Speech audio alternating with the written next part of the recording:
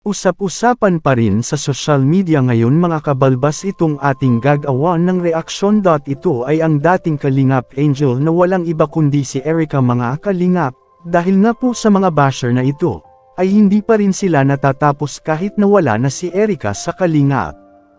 Dito po ay sinasabi naman nila na nandyan na naman po namataan sa daungan ng barko si Erica. At kinuha ang mga package na galing ng ibang bansa o kay Sir June A daw ito nang gagaling.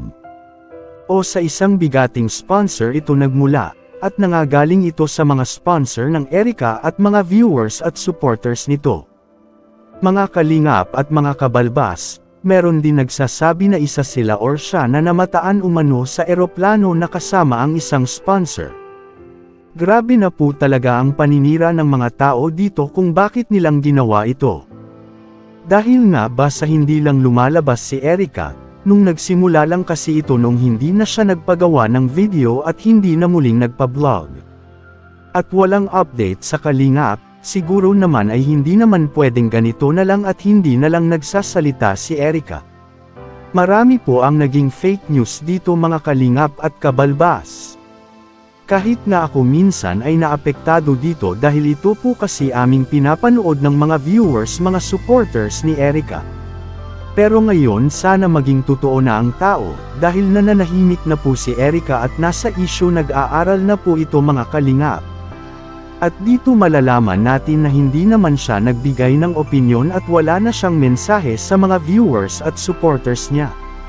At hindi siya umiimik dito mga kalingap at nanahimik na lang dito ay gagawan natin ang gagawa tayo ng hakbang na sana ihinto na ito mga kalingap. Para naman ay maging maayos na at maging matahimik na po ang lahat lalo na dito sa pamilya ni Erica.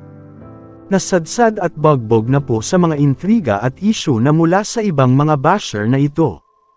Bago ko makalimutan boss, isang mapagpalang araw po sa lahat.